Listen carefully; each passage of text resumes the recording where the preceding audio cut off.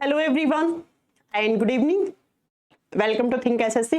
आप सभी का थिंक एसएससी के एप्लीकेशन पे बहुत बहुत स्वागत है। Good evening everyone. कैसे हैं आप सब लोग? मैं उम्मीद करती हूँ कि आप सब लोग बहुत अच्छे होंगे और बहुत अच्छे से अपनी पढ़ाई भी कर रहे होंगे।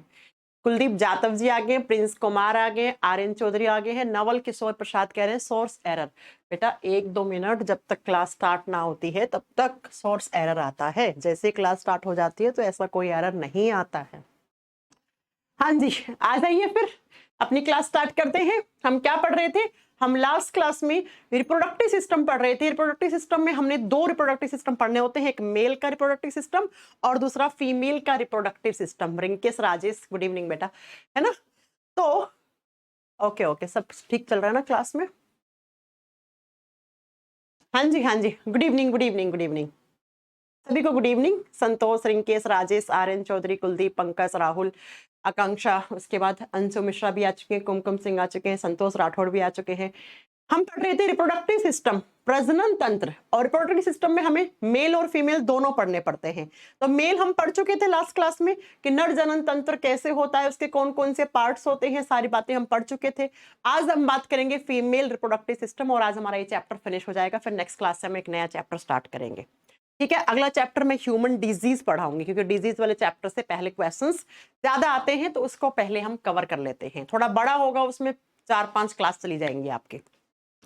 तो आज हमें पढ़ना है मादा जनन तंत्र की फीमेल रिप्रोडक्टिव सिस्टम होता है, उसके कौन कौन से पार्ट्स होते हैं और कहां से कैसे क्वेश्चंस एग्जाम में बन जाते हैं। चलिए फिर स्टार्ट करते हैं। सबसे पहले फीमेल रिप्रोडक्टिव सिस्टम की लोकेशन कहाँ है, यानी कि ये जो सिस्टम है ये फीमेल बॉडी में कहाँ पे होता है, इसका स्थान कहाँ पे है। तो जहां पे मेल रिप्रोडक्टिव सिस्टम होता है पेल्विक रीजन में, वहीं पर ये फीमेल रिप्रोडक्टिव सिस्टम भी होता है पेल्विक रीजन में, यानी कि श्रोणी क्षेत्र में, बिलो इंटेस्टाइन जो आपकी आंतें होती हैं उसके नीचे वाले पार्ट में आपका रिप्रोडक्टिव सिस्टम स्टार्ट हो जाता है। मेल में मेल वाला और फीमेल में फीमेल वाला। मेल रिप्रोडक्टिव सिस्टम के बारे में हम सब कुछ पढ़ चुके थे। ये फीमेल रिप्रोडक्टिव सिस्टम कैसा दिखता है उसके बारे में थोड़ी सी बातें कर ले। कुछ ऐसा होता है फीमेल का रिप्रोडक्टिव सिस्टम। अब इसमें कौन कौन से ऑर्गन्स हैं वो सारी बातें करेंगे। जरा लिखिए फीमेल रिप्रोडक्टिव सिस्टम में कौन कौन से ऑर्गन्स हैं जिनके बारे में हमें बात करना है। ठीक है, चलो जब बात करते हैं कि फीमेल रिप्रोडक्टिव सिस्टम कौन कौन से ऑर्गन से मिलकर बना हुआ होता है, यानी कि फीमेल रिप्रोडक्टिव सिस्टम का मतलब क्या होता है बच्चा?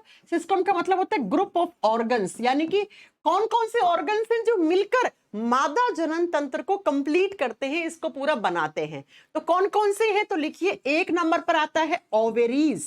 ओवेरीज का मतलब होता है अंडाशय। जैसे मेल रिप्रोडक्टिव सिस्टम में क्या था? मेल रिप्रोडक्टिव सिस्टम में टेस्टिस थे, एक पेयर, एक जोड़ी। वैसे फीमेल में एक पेयर ओवेरीज होते हैं, एक पेयर, एक जोड़ी अंडाशय पाए जाते हैं। ठीक है, कैसे होते हैं देख लीजिए बच्चा। ऐसे ये रहे आपके, ये वाला एक ओवेरी और ये वाला दूसरा ओवेरी। तो इस तरीके से दो ओवेरी होते हैं, दो अंडाशय होते हैं। तो पहला पॉइंट तो ये हो गया। और इन्हीं ओवेरीज में oogenesis होता है। oogenesis का मतलब होता है फॉर्मेशन ऑफ एग, अंडे बनते हैं। जैसे स्पर्म सेल कहां बनी थी? टेस्टिस में। वैसे फीमेल में ओवा सेल कहां बनेगी? ओवेरीज में बनेगी। फिर दूसरा जो पार्ट है इसका, उसको कहा जाता है ओविडक्ट। ओविडक्ट का मतलब है जिसमें एग रिलीज हो रहे हैं, उस डक्ट को, डक्ट का मतलब होता है नली, और इसी को हम कहते हैं फैलोपियन ट्यूब। इसका दूसरा नाम क्या होता है? Fallopian tube. मतलब कि फीमेल के रिप्रोडक्टिव सिस्टम में एक नली होती है जिसको अंडवाहिका नली कहते हैं। एग बनते हैं यहाँ पे और आके फिर कहाँ पे वो रुकते हैं? वो ओविडक्ट में। इसे कहते हैं हम ओविडक्ट। देखो ना, नली है ना, इस तरीके की ये नली, ये पूरी की पूरी ये जो नली है ना, इस नली को हम फैलोपियन ट्यूब या हम इसको ओविडक्ट कहते हैं। डक्ट का मतलब नली होता है, ओवी का मतलब एग। जहां पर एग आते हैं उसको हम ओविडक्ट कहते हैं। यहां से एग निकलते हैं, ऐसे यहां से बने, अंडा बना और बन के यहां पे आ जाता है, और इसको हम क्या बोलते हैं? इसको हम फैलोपियन ट्यूब या अंडवाहिका नली का नाम देते हैं। पॉइंट क्लियर है? चलो अगला आता है 3 नंबर पे यूट्रस। यूट्रस को हम कहते हैं गर्भाशय या इसी को हम कहते हैं वोम्ब। यूट्रस का मतलब होता है गर्भाशय, जहां पर आपका बच्चा रहता है 9 महीने तक। कहां पे रहता है? तो इस हिस्से में इसको हम क्या कहते हैं, आप बोलोगे इसको हम यूट्रस कहते हैं। इसको हम यूट्रस यानी गर्भाशय कहते हैं। बोलते हैं ना बच्चा 9 महीने के लिए माँ के पेट में था, पेट में नहीं, वो एक कहावत है कि माँ ने अपने पेट में रखा बच्चे को, पेट नहीं मतलब वो यूट्रस में रहता है, गर्भाशय में रहता है बच्चा। बात समझ में आ गई आपको। उसके बाद 4th नंबर पे क्या आता है, एक पेयर ओवेरीज होती हैं, फिर ओविडक्ट होती है, यूट्रस होता है, और जहां से स्पर्म्स एंटर करते हैं उस एरिया को सर्विक्स कहा जाता है। सर्विक्स, यहां से स्पर्म सेल्स एंटर करती हैं, यानी कि स्पर्म्स का पाथवे है, ये रास्ता है, इसी रास्ते से स्पर्म्स आते हैं। और 5 नंबर पे लिखोगे वेजाइना। वेजाइना जिसको हिंदी में योनि कहा जाता है, योनि वाला पार्ट, यहां से भी स्पर्म्स के एंटर होने का ये दोनों ही रास्ता होते हैं। और जो लास्ट वाला पार्ट बचता है जिसको हम कहते हैं, इसके बाद जो मेमरी ग्लैंड्स होती हैं, मेमरी ग्लैंड्स क्या होती हैं, जहां पे दूध बनता है, दूध बनता है। मेमरी ग्लैंड्स का मतलब होता है दूध बनाने वाली ग्रंथियां। अब आप कहोगे मैम दूध बनाने वाली ग्रंथियां तो चेस्ट में होती हैं, तो बच्चा जो दूध बनाने वाली ग्रंथियां होती है ना, इनको भी हम रिप्रोडक्टिव सिस्टम का ही हिस्सा मानते हैं। इनको भी हम, क्योंकि ये भी तो देखो जनन में काम आ रही है। बच्चे को दूध नहीं पिलाओगे तो बच्चे का लालन पोषण कैसे होगा। तो ये सारे पार्ट्स हैं जो फीमेल रिप्रोडक्टिव सिस्टम में काउंट होते हैं। एक बार फिर से डायग्राम से समझने की कोशिश करना बहुत ध्यान से। इनको ओवेरीज बोलते हैं, ये 2 ओवेरी हैं, लेफ्ट और राइट ओवेरी। यहाँ पे अंडे बनते हैं, देख पा रहे होंगे आप, अंडा है ना, ये अंडे एग बनते हैं यहाँ पे। फिर बनके रिलीज जहां होता है उसको फैलोपियन ट्यूब कहते हैं, अंडवाहिका नली कहते हैं। और फिर इस स्पर्म यहां से ऐसे स्पर्म यहां से एंटर करते हैं, ये रहा वेजाइना, इस पार्ट को वेजाइना यानी योनि कहा जाता है। और फिर इस वेजाइना से एंटर होते होते फिर सर्विक्स वाले पार्ट से, इसको सर्विक्स कहा जाता है। आजकल आपने सुना होगा सर्विकल कैंसर बहुत फैल रहा है लड़कियों के अंदर, इसलिए सर्विकल कैंसर से बचने के लिए 11 से 15 साल के बीच में महिलाओं को इंजेक्शन लगता है, HGP का इंजेक्शन लगता है, जो कि सर्विकल कैंसर से बचाने का काम करता है। उस पर भी हम बात कर लेंगे, ठीक है।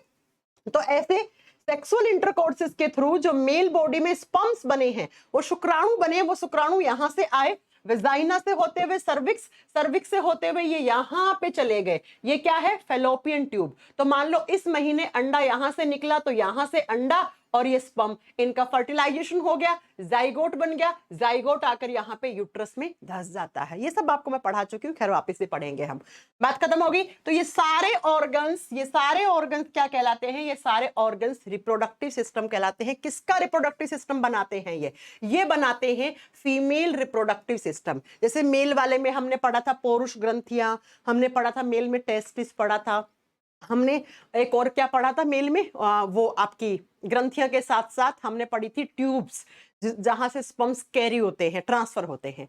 जरा बात करते हैं कि हाँ जी मेमरी ग्लैंड भी यहाँ पे आएगा, इसका हिस्सा मानते हैं, हालांकि वो चेस्ट में होती है लेकिन रिप्रोडक्टिव सिस्टम का ही हिस्सा मान लेते हैं उनको। नंबर 1 पे लिखिएगा ओवेरीज। ओवेरीज क्या होती है, कैसे अंडे बनते हैं, इन पे बात करते हैं।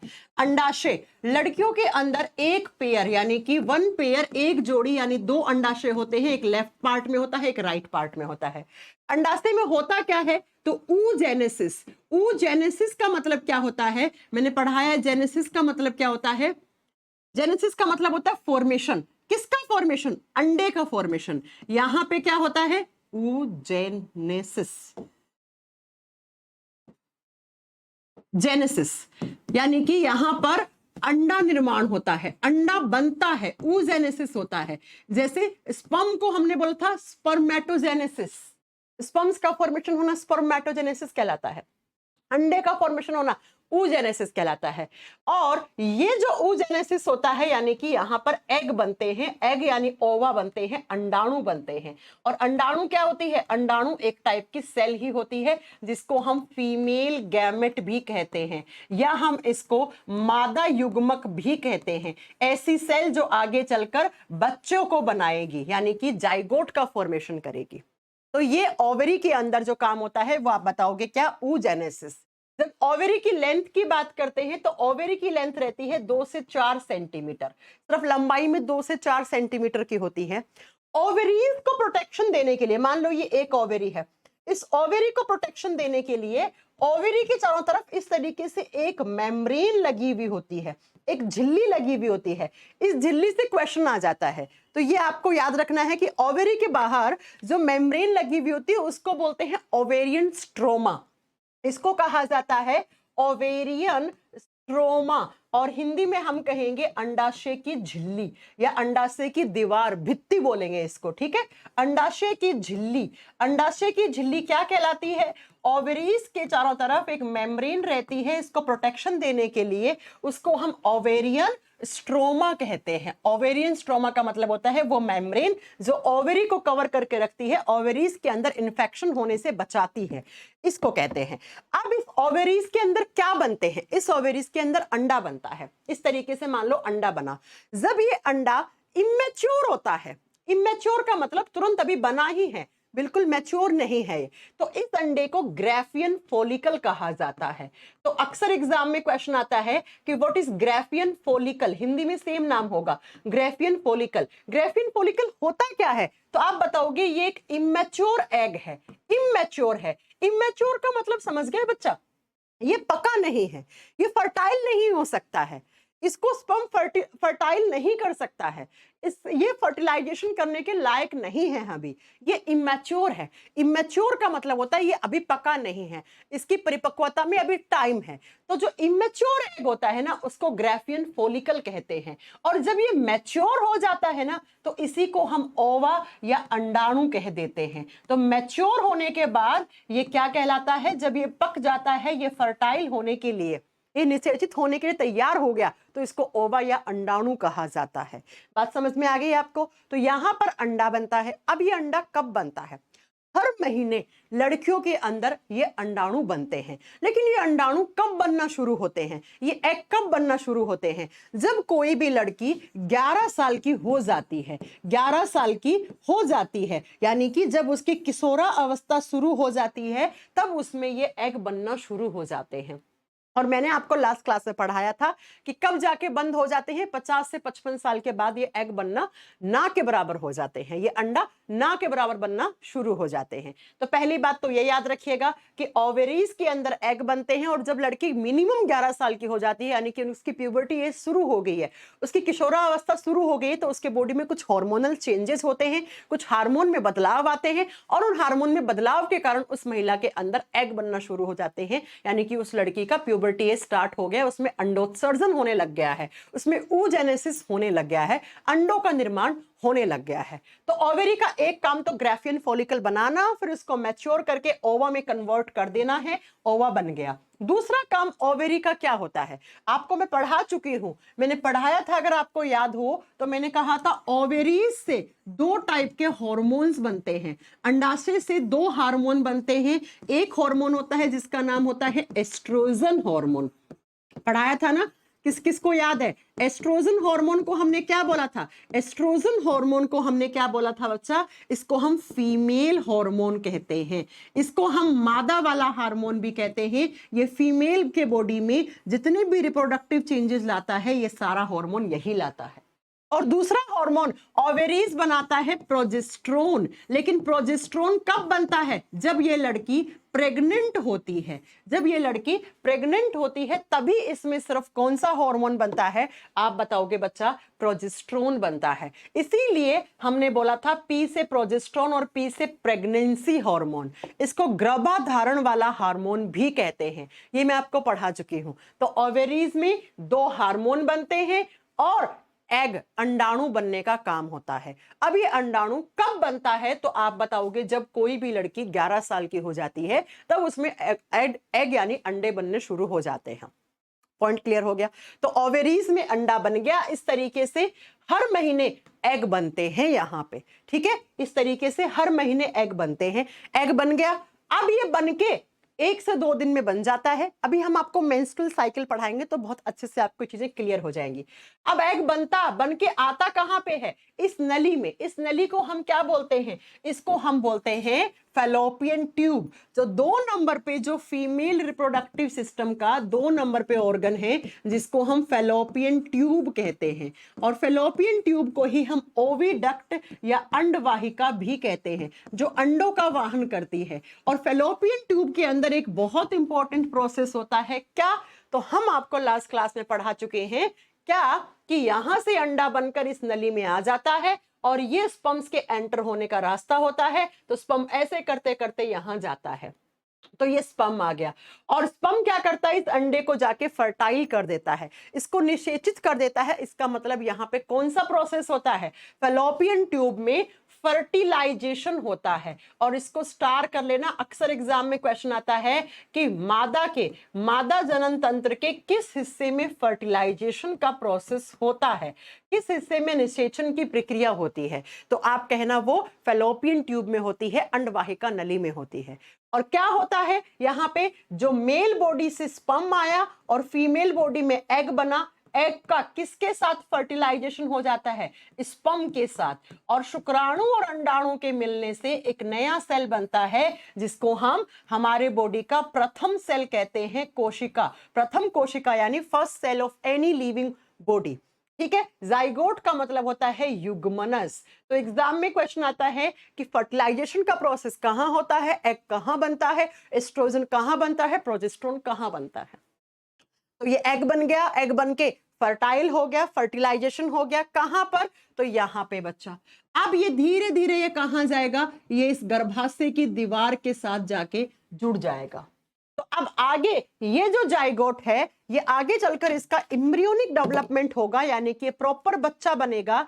तो बच्चा बनेगा तो इसका एम्ब्रियोनिक डेवलपमेंट कहां होता है, तो आप वो बताओगे बच्चा, ये किसी भी महिला के यूट्रस में होता है। तो यूट्रस का काम क्या होता है, यूट्रस के अंदर बच्चा 9 महीने तक रहता है। तो 3 नंबर वाला जो ऑर्गन है उसको लिख दो यूट्रस। यूट्रस का मतलब होता है गर्भाशय, और गर्भाशय के की जो दीवार है, गर्भाशय की जो दीवार होती है, इसकी जो वॉल होती है, इसके साथ आके चिपक जाता है क्या, तो ये जाइगोट आके धंस जाता है इस तरीके से। देखो बच्चा कैसे होता है,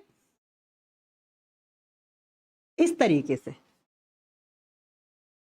कुछ इस तरीके से ये जो जाइगोट बना हुआ होता है ना, ये जाइगोट यहां से आके यहां आके धंस जाता है, और जब ये यहां आके धंसता है तो इसको ब्लास्टोसिस्ट कहा जाता है। ये पढ़ाया था ना मैंने, इसको हम क्या बोलते हैं, इसको हम ब्लास्टोसिस्ट कह देते हैं। और फिर अब क्या होता है, यहीं पे ही आगे के पूरे 9 मंथ के लिए इस बच्चे का एम्ब्रियोनिक डेवलपमेंट होता है। एम्ब्रियोनिक डेवलपमेंट का मतलब होता है भ्रूणीय विकास होता है, यानी कि 9 महीने तक इस बच्चे के ऑर्गन्स बनेंगे, प्रॉपर मैच्योर होगा, और फिर इसी में ही यहीं पर प्लेसेंटा बन जाती है और एम्बिलिकल कोड बन जाता है। ये सब तो खैर मैं आपको पढ़ा ही चुकी हूं सारी बातें।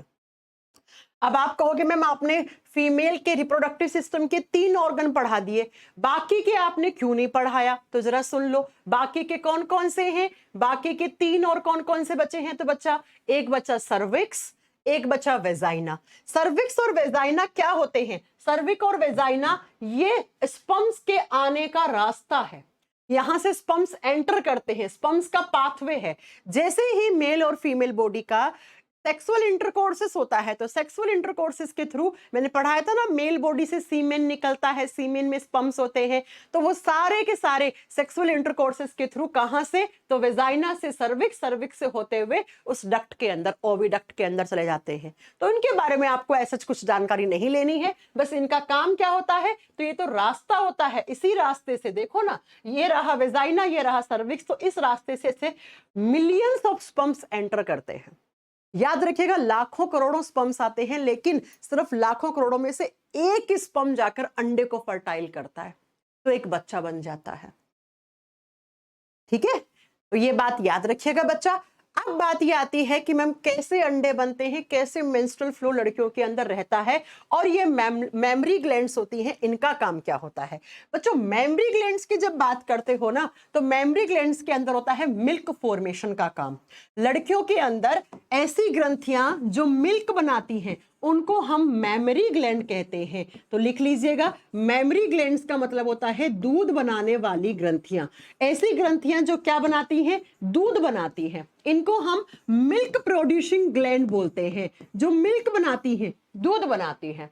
कहाँ होती हैं, चेस्ट में होती हैं। और मैंने आपको पढ़ाया था कि दूध को बनाने के लिए कौन सा हार्मोन चाहिए होता है। तो बच्चा अगर आपसे पूछ ले कि वो हार्मोन जो मिल्क फॉर्मेशन के लिए काम में आता है, उसको हम प्रोलैक्टिन हार्मोन कहते हैं। ये किसने बनाया था, कौन सी ग्लैंड ने बनाया था, सब पढ़ा चुकी हूं। मैंने पढ़ाया था कि कौन सी ग्रंथि, पिट्यूटरी ग्रंथि एक हार्मोन बनाती है जिसको पीएच हार्मोन, प्रोलैक्टिन हार्मोन कहते हैं। और ये प्रोलैक्टिन हार्मोन दूध बनाएगा कब, जब वो महिला प्रेग्नेंट हो गई है, at the time of pregnancy. Pregnancy के समय ये क्या बनाता है, दूध बनाता है।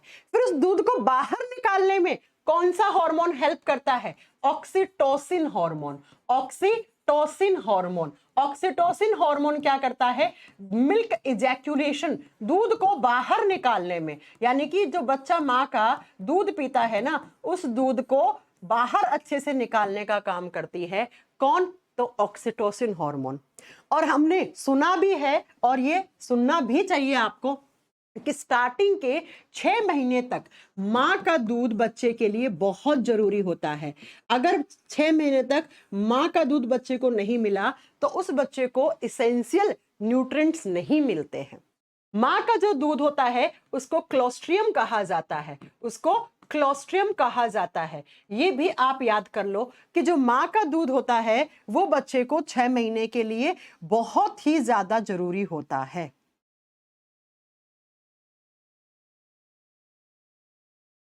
क्लोस्ट्रम इसे कहा जाता है, ठीक है, लिख लो हिंदी में भी। माँ के दूध को क्या कहा जाता है, स्टार्टिंग के 6 महीने का जो माँ का दूध निकलता है उसको क्लोस्ट्रम नाम दिया जाता है।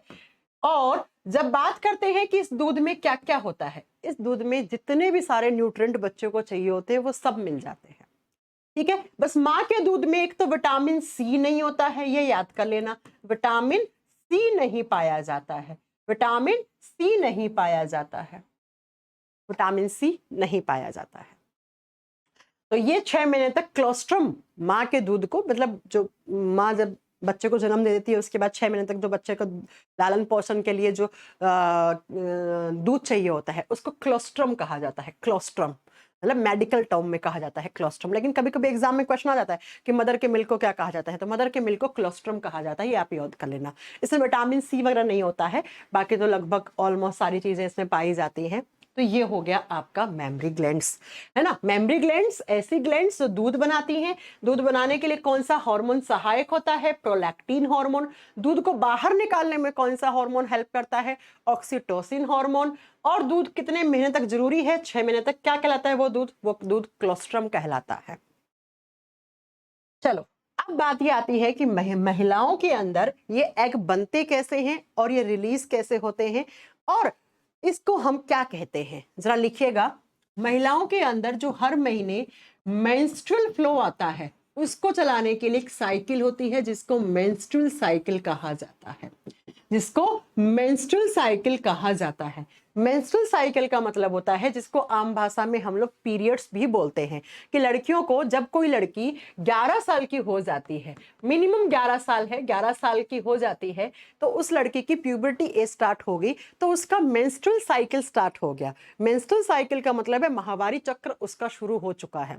इसको हिंदी में माहवारी चक्र के नाम से या शॉर्ट फॉर्म में हम इसको M.C के नाम से भी जानते हैं, MC, या हम आम भाषा में पीरियड्स के नाम से भी जानते हैं।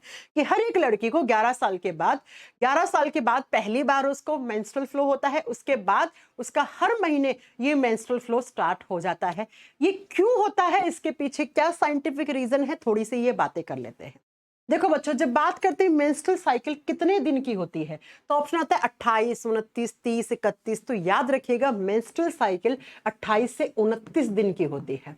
28 से 29 दिन की, 30 31 वाला ऑप्शन सही मत कर देना, वो गलत हो जाएगा। 28 से 29 दिन का ये पूरा का पूरा एक साइकिल रहता है। मान लो एक स्केल है जिस पर ये पहला दिन है, ये मान लो इसमें 14 वाला है, और ये 28वां दिन है, ये 28वां 29वां दिन है। अब कैसे होता है लड़कियों के अंदर क्या क्या चीजें होती है वो जरा सुन लो। देखो, लड़कियों के अंदर ओवेरी है, हर महीने ओवेरी से अंडे बनते हैं। अब एक महीना लेफ्ट वाली ओवरी बनाती है, एक महीना राइट वाली ओवरी बनाती है, फिर लेफ्ट वाली, फिर राइट वाली, फिर लेफ्ट वाली, फिर राइट वाली, ऐसे चलता रहता है। ठीक है, अब क्या होता है, जैसे 1 से 2 दिन हुए, 1 से 2 दिन, फर्स्ट और सेकंड डेज, इसमें काम होता है oogenesis का। oogenesis का मतलब है यानी कि पहले और दूसरे दिन लड़कियों के अंदर एग फॉर्मेशन का काम होता है, अंडा बनता है, अंडा बनता है। 1 से 2 दिन में अंडा बनकर आपका फेलोपियन ट्यूब में आ गया, अंडा बन गया। ठीक है, इस तरीके से कहां बना अंडा, तो अंडा यहां पे बना, है ना। 1-2 दिन में साइकिल के स्टार्ट के फर्स्ट और सेकंड डे में क्या होता है, एग बन जाता है। अब बन के क्या होता है बच्चा, यहाँ पे वो मैच्योर तो होगा ही होगा, बनने में तो 1 से 2 दिन लगते हैं, फिर वो मैच्योर हो जाता है।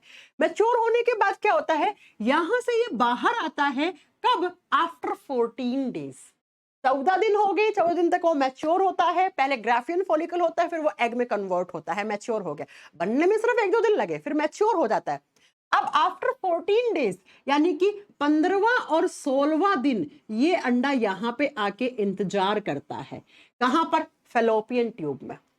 फेलोपियन ट्यूब में किसका इंतजार करता है, कि अगर स्पर्म्स आ जाते हैं, स्पर्म्स का वेट करता है, ये शुक्राणुओं का इंतजार करता है। ये हर महीने चलती है ऐसे साइकिल, पूरा चक्र हर महीने चलता है ये। तो 15वें और 16वें दिन यहां पर ये अंडा इंतजार करता है, क्योंकि 14 डेज के बाद ये बाहर निकल के यहां पे आ जाता है फेलोपियन ट्यूब में। अगर इस महीने इस ओवरी से हो रही है, तो अगले महीने इस ओवरी से सेम प्रोसेस होगा।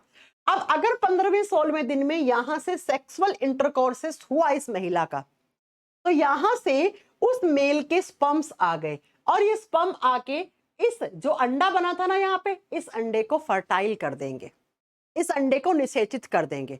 तो ये लड़की आगे चलकर कंसीव कर लेगी, इसमें जाइगोट बन जाएगा, ये लड़की प्रेग्नेंट बन जाएगी, ये मां बन गई है। ये कब का केस है, जब कोई महिला मां बन रही है, यानी कि जब ये अंडा 14 दिन के बाद निकल के बाहर आया, कहां पर, फेलोपियन ट्यूब में आ गया, अंडवाहिका नली में आ गया। और अगर इसको 15वें 16वें 17वें दिन में, ये प्रेगनेंसी के मेन डेज माने जाते हैं, अगर यहाँ पे 15वें 16वें 17वें दिन में स्पर्म्स की एंट्री हो गई, तो स्पर्म ने आकर क्या कर दिया, इस अंडे को फर्टाइल कर देंगे, फर्टिलाइजेशन हो जाएगा, और एक जाइगोट बन के ये नीचे धंस के ये महिला प्रेग्नेंट हो जाएगी। ठीक है, अब अगर मैम स्पर्म्स नहीं आते हैं, तो बच्चा क्या होता है इसके अंदर, तो क्या होता है वो सुनिए।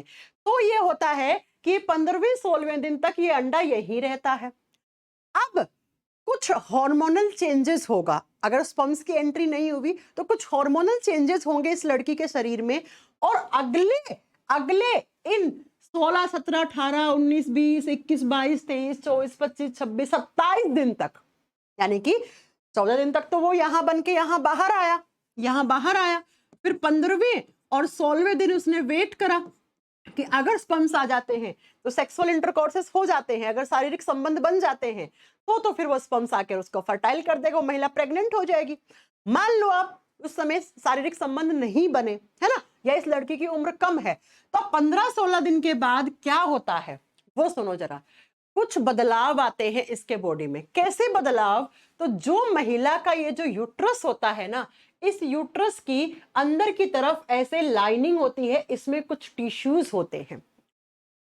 ये जो यूट्रस की अंदर वाली एंडोमेट्रियम लाइन होती है, इसमें टिश्यू होते हैं, और ये टिश्यू किससे भरे हुए होते हैं, ये टिश्यू खून से भरे हुए होते हैं। अगर बच्चा बन गया तो उस बच्चे को दे देते हैं खून। अब मान लो नहीं बना बच्चा, तो इन टिश्यूज के अंदर खून रहता है, और अगले 16-17 दिन के बाद अगले 10-12 दिन तक ये जो एंडोमेट्रियम की दीवार है, इसमें स्वेलिंग होना शुरू हो जाती है, इसमें सूजन होना शुरू हो जाती है, ये सूज जाती है। और फिर क्या होता है, जैसे ही 28 दिन होते हैं, यानी कि यहां पर ब्लड वाले टिश्यूज में स्वेलिंग आती है, जो यूट्रस गर्भाशय होता है उसकी दीवार में अंदर की तरफ उत्तक होते हैं, टिश्यूज होते हैं, और ये किससे भरे हुए होते हैं, ये खून से भरे हुए होते हैं। इस तरीके से बहुत सारे टिश्यूज हैं, पहले वो ऐसे पतले से होते हैं, फिर वो इस तरीके से फूल जाते हैं, इनमें स्वेलिंग हो जाती है, खून से भरे हुए। जैसे थैली होती है ना, वैसे थैली में आप पानी ज्यादा डाल देते तो थैली फटना शुरू हो जाती है, वैसे ये भी क्या हो जाते हैं, इनमें स्वेलिंग आ जाती है। अब जैसे 28 दिन होंगे, 28वें दिन ये टिश्यूज फट जाएगा, ये टिश्यू फट जाएगा, और फटने से क्या निकलेगा, इसके फटने से ब्लड निकलेगा, खून निकलेगा। अब जब ये खून निकलेगा बाहर की तरफ, तो यहां पर जो अंडा था ना, ये अंडा भी ऐसे जाकर ये होता होता होता होता ऐसे इस ब्लड के साथ बाहर चला जाए। तो बेसिकली अगर मैं बोलूं मेंस्ट्रुअल फ्लो होता क्यों है, जो महिलाओं के अंदर एग बना है हर महीने, उसको रिलीज करवाने के लिए मेंस्ट्रुअल फ्लो होता है। अगर बच्चों ये पीरियड्स नहीं होते किसी लड़की को, तो ये अंडा अंदर ही अंदर बन के तो कैंसर, गांठ का रूप ले लेता। समझ रहे हो आप? तो ये अंडा अंदर ही फट जाता, गांठ बना लेता, ये सिस्ट बना लेता, ये जो अक्सर बहुत सारी लड़कियों को हो भी जाता है। आपने पीसीओडी, पीसीओएस, बहुत सारी बीमारियां सुनी होंगी आजकल। समझ रहे हो मेरी बात? तो 28वें दिन क्या होगा, ये दीवार फट जाएगी और फटने के साथ खून तो निकलेगा ही निकलेगा, और उस खून में बाहर चला जाएगा क्या, एग, अंडा निकल जाएगा। कब? जब ये महिला प्रेग्नेंट नहीं हुई है, तब की बात है। अगर प्रेग्नेंट हो गई तो भैया वो अंडा जो है वो आगे चलकर जाइगोट बन गया, बच्चा बना दिया उसने। तो इस साइकिल को, ये जो 28 दिन की साइकिल रहती है, कुछ महिलाओं में 28वें दिन फटता है, कुछ में 29वें दिन फटता है। अब जैसे ही फट गया तो अगले 3 से 4 दिन क्या निकलता है, उनके बॉडी से ब्लीडिंग होती है। ब्लीडिंग का मतलब ब्लड बाहर निकलता है। इसी फ्लो को, ये जो ब्लीडिंग में फ्लो हो रहा है, खून निकल रहा है, इसी को हम मेंस्ट्रुअल फ्लो कहते हैं, इसी को माहवारी चक्र कहते हैं, इसी को हम पीरियड्स कहते हैं। तो 3 से 4 दिन में जो ये यहाँ पर एंडोमेट्रियम की दीवार में स्वेलिंग हुई थी, सूज गई थी, ये दीवार फटके इसके साथ ब्लड और ब्लड के साथ एग बाहर निकल जाते हैं 3-4 दिन। अब फिर वापस ये साइकिल चलेगी अगले महीने, फिर अगले महीने चलेगी, फिर अगले महीने चलेगी। इस तरीके से ये मेंस्ट्रुअल साइकिल हर महीने चलती रहती है। किसमें? तो लड़कियों के अंदर। इसको चलाने वाला हार्मोन एस्ट्रोजन, चलाने वाला हार्मोन एस्ट्रोजन। एस्ट्रोजन इम्बैलेंस, ये साइकिल इम्बैलेंस, बतेरी तरीके की बीमारियां होने लग जाती हैं, जैसे एचजी, आपका पीसीओडी, पीसीओएस, सिस्ट बनना, गांठ बनना, ओवेरी हटा दी किसी का बच्चादानी हटा दिया क्योंकि उसमें इन्फेक्शन हो गया था। आपने सुना होगा ये अक्सर, है ना? तो समझ गए? तो मैंने क्या बताया, मैंने कहा मेंस्ट्रुअल साइकिल 28 से 29 दिन की होती है, जो 11 साल के बाद हर एक लड़की में शुरू हो जाती है। क्यों? क्योंकि 11 साल के बाद अंडा बनना शुरू हो जाता है, अंडा बनना शुरू हो जाता है, और उस अंडे को हर महीने रिलीज करवाना पड़ता है बॉडी से। अगर वो अंडे अंदर ही रहे तो भैया वो ओवेरीज को, यूट्रस को, सबको खराब कर डालेंगे, और वो लड़की फिर आगे चलकर मां नहीं बन पाएगी। जो पहले से दूसरे दिन में क्या होता है, अंडा बनता है, कहां पे? ओवेरी में। उसके बाद 14 दिन के बाद वो बाहर आ जाता है, फिर 2 से 3 दिन वो इंतजार करता है, किसके लिए? प्रेगनेंसी के लिए, अगर ये महिला प्रेग्नेंट होना चाहती है तो। अब अगर नहीं होना चाहती है तो मतलब 16वें दिन के बाद इसके बॉडी में कुछ हार्मोन ज्यादा मात्रा में बढ़ते हैं, एस्ट्रोजन वगैरह हार्मोन इंक्रीज होने लग जाते हैं, जिसकी वजह से ये जो एंडोमेट्रियम के दीवार के अंदर टिश्यू होते हैं, उत्तक होते हैं, ये खून से भरे हुए होते हैं, ये सूज जाते हैं, और सूज के ऐसे ब्लास्ट हो जाएगा। कब? 28वें दिन। तो उस दिनों में 28वें दिन में उस लड़की को फिर ब्लीडिंग होना लग जाती है, यानी खून बाहर निकलने लग जाता है, और उसी खून का बहाव जो है वो 3 से 4 दिन रहता है, उसमें अंडा बाहर निकल जाता है। और जब ये ब्लीडिंग होती है तो बहुत ज्यादा पेन भी होता है। आप खुद सोचिए ना, टिश्यूज फट रहे हैं तो दर्द तो होगा ना।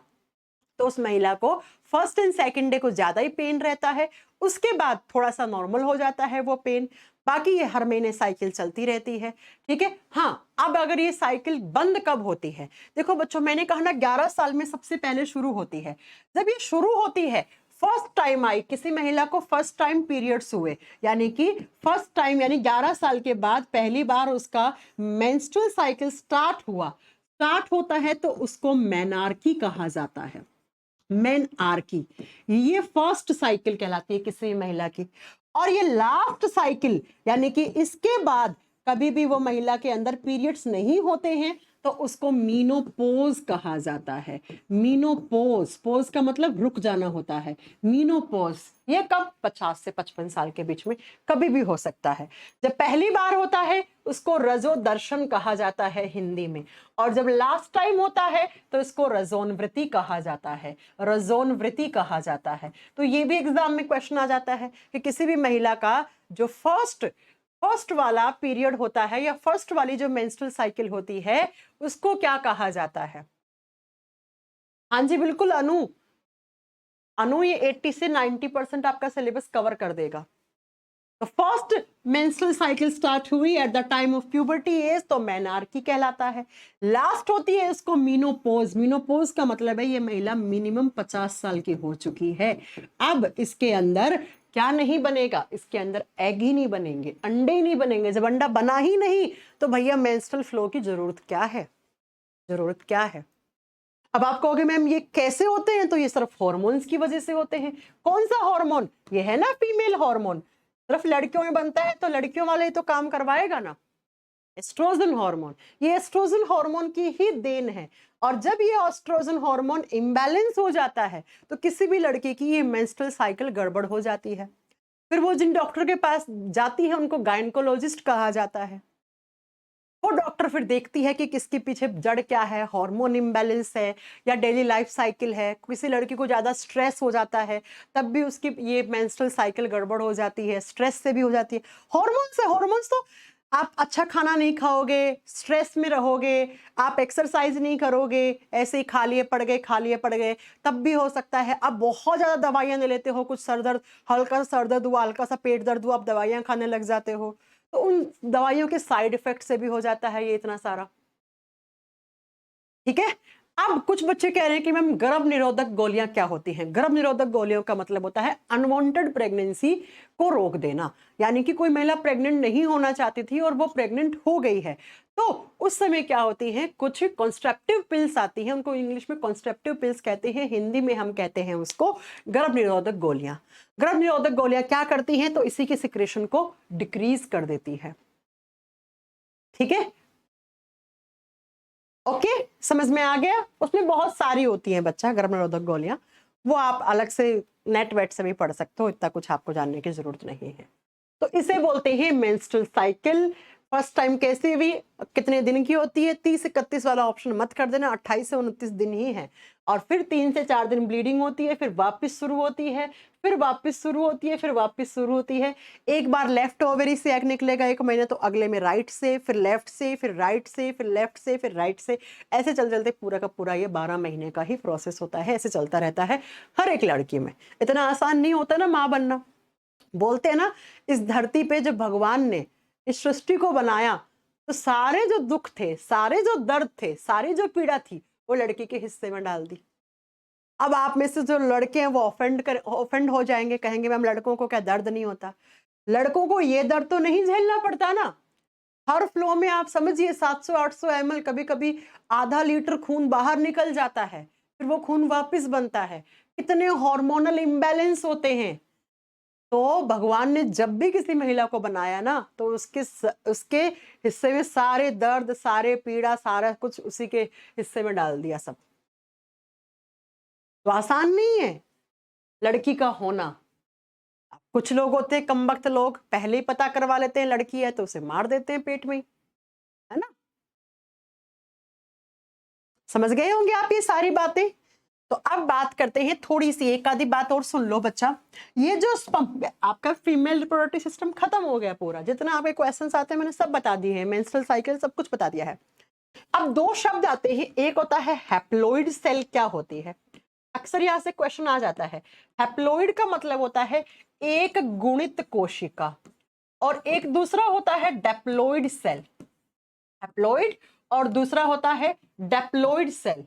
Haploid, diploid cell.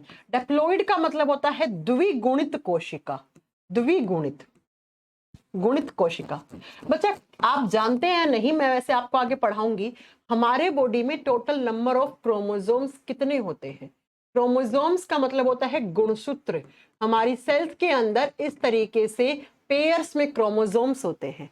और कितने होते हैं ये 23 पेयर होते हैं। ये 23 जोड़ी क्रोमोसोम होते हैं, 23 जोड़ी होते हैं। ठीक है, हाँ जी। लड़की जितना लड़की को भगवान ने दर्द और तकलीफ दी ना, उतनी ही ज्यादा सहन करने की शक्ति भी दी उसको, सहन करने की शक्ति भी दी उसको। देखिए आप, मैंने कहा था ना आपको, एक क्लास में बताया था ना कि जब भी कोई लड़की बच्चे को जन्म दे रही होती है तो उसको इतना दर्द होता है जितना आपकी 108 हड्डी टूटती हैं।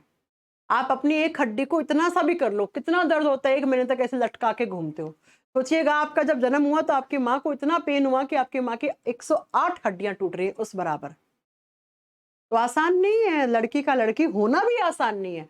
और उसके बाद आप सोचिए, एक भगवान ने इस तरीके से बनाया, उसके बाद भी बाहर की दुनिया भी उनको कितना अत्याचार देती है। दहेज के लिए प्रताड़ित कर देती हैं, दहेज के लिए जला देती हैं। कुछ लड़के लोग लड़कियों के फेस पे एसिड डाल देते हैं, उसकी बात नहीं मानी तो एसिड डाल दिया। कुछ लोग रेप कर देते हैं, कुछ लोग मोलेस्टेशन कर देते हैं। सुना होगा आपने। ये सारी चीजें हर एक कंट्री में होती हैं, हमारी कंट्री की नहीं, लेकिन हमारे कंट्री का दुर्भाग्य है कि कुछ ज्यादा ही होती है हमारे देश में ये सारी चीजें। कभी ना कभी किसी ना किसी लड़की को किसी ना किसी ऐसी दरिंदरगिरता चीज से सामना करना ही पड़ता है। इसीलिए कहते हैं आसान नहीं है लड़की का लड़की होना भी। अब बच्चा, हैप्लॉइड सेल और डिप्लॉइड सेल क्या होता है ये सुन लो। मैंने कहा हमारे बॉडी में क्रोमोसोम्स होते हैं, गुणसूत्र होते हैं, और क्रोमोसोम्स हमेशा पेयर में होते हैं। हम लोगों में होते हैं 23 पेयर्स। पेयर का मतलब जोड़ी, यानी कि टोटल नंबर ऑफ क्रोमोसोम्स कितने हो गए? 46, 46। अब ऐसी कोई सेल जिसमें ओनली 23 क्रोमोसोम्स हो, पेयर नहीं, पेयर पेयर की बात नहीं कर रही हूं मैं, सिर्फ 23 हो, इसको एन सेल कहा जाता है। एन एन सिर्फ 23 क्रोमोसोम है, 23 गुणसूत्र हैं, उसको हम हैप्लॉइड सेल कहते हैं।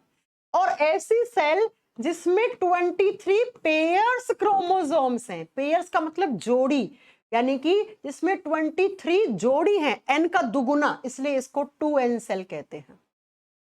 अब ऐसी सेल जिसके अंदर 23 क्रोमोसोम होता है उसको हम कहते हैं गैमेट सेल, उसको हम कहते हैं गैमेट सेल, और हिंदी में कहते हैं युग्मक कोशिका। और इसका एग्जाम्पल होता है जैसे स्पर्म सेल, शुक्राणु कोशिका, जैसे ओवा सेल, अंडाणु कोशिका। तो आपको एग्जामिनर कंफ्यूज करने के लिए बोलता है स्पर्म कैसी सेल है, एन या 2n? एन सेल है। कितने क्रोमोसोम है? ओनली 23 क्रोमोसोम है। और बाकी आपकी हाथ की, कान की, नाक की, गले की, लीवर की, पेनक्रियास की, ब्रेन की, ये सारी सेल्स कैसी होती है? ये डिप्लॉइड सेल्स होती हैं। इनमें 23 जोड़ी गुणसूत्र होते हैं, और जिनमें 23 जोड़ी होती हैं उनको सोमेटिक सेल्स कहा जाता है। उनको सोमेटिक सेल्स कहा जाता है, उन्हें कायिक कोशिका कहा जाता है। ये काया का निर्माण करती हैं, ये बच्चों का निर्माण करती हैं, इन्हें कायिक कोशिका कहा जाता है।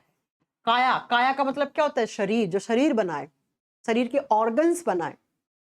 मैं आज से लड़कियों की फुल रेस्पेक्ट करूंगा। आज से पहले भी करनी चाहिए थी, और आज के बाद करेंगे तो बहुत ही अच्छी बात है। आपको हर एक लड़की को सैल्यूट करना चाहिए, लड़कियों से ही सृष्टि चल रही है ना? बात समझ में आ गई? तो अगर आपसे पूछ ले हैप्लॉइड सेल का एग्जाम्पल, शुक्राणु कोशिका, अंडाणु कोशिका, स्पर्म, ओवा। आपसे पूछ ले एन सेल का एग्जाम्पल ये, बाकी आंख, नाक, गला, लीवर, पेनक्रियास किसी की भी दे दे तो वो कैसी है? वो डिप्लॉइड सेल है, उसमें 23 पेयर्स होते हैं। तो 23 स्पर्म यानी पापा से मिले, 23 ओवा यानी मम्मी से मिले, और कितने बन गए टोटल बच्चे में? 46। तो कहते हैं ना आधे करेक्टर मम्मी से आते हैं, आधे पापा से आते हैं। बिल्कुल सही बात है। ये सारी बातें आपको साइटोलॉजी वाले चैप्टर में फिर से आएंगी, तब सब समझ में आ जाएगा। ठीक है? और इसी के साथ आपका रिप्रोडक्टिव सिस्टम खत्म हो जाता है। इसी के साथ आपका रिप्रोडक्टिव सिस्टम वाला पार्ट पूरा कंप्लीट हो जाता है बच्चा। सारे क्वेश्चन लगाइएगा, सब मिल जाएंगे। अब एक जो बच्चा पूछ रहा है कि मैम आपने कौन सा इंजेक्शन बताया था, देखो बच्चा, महिलाओं के अंदर आजकल सर्विकल कैंसर है ना, और साथ में ये आपके क्या कहते हैं यूट्रस कैंसर बहुत चल रहे हैं। तो इससे बचाव के लिए HPV का इंजेक्शन लगता है। HPV ये एक वैक्सीन है, ये एक टीका है, और ये टीका किसी भी लड़की को 11 से 15 साल के बीच में लगा देना चाहिए, ताकि ये आगे चलकर इसके अंदर जो सर्विक्स कैंसर होता है इन सब से बचाव हो सके, बचाव हो सके। हाँ, एक सूट होगा, ठीक है, HPV वैक्सीन। चलिए फिर, तो इसी के साथ आपका ये चैप्टर फिनिश हो गया है। अब हम नेक्स्ट क्लास में, अच्छा एक बच्चा जो कहते हैं ना ट्विंस वाला पार्ट आएगा, आप पहले ये तो समझ लो कि क्रोमोसोम्स क्या होते हैं, जीन क्या होते हैं। जब ये पढ़ाऊंगे ना साइटोलॉजी वाले चैप्टर में पूरा आएगा, ट्विंस कैसे बनते हैं, एक्सेट्रा एक्सेट्रा सब आएगा, तब सारी चीजें समझ में आ जाएंगी।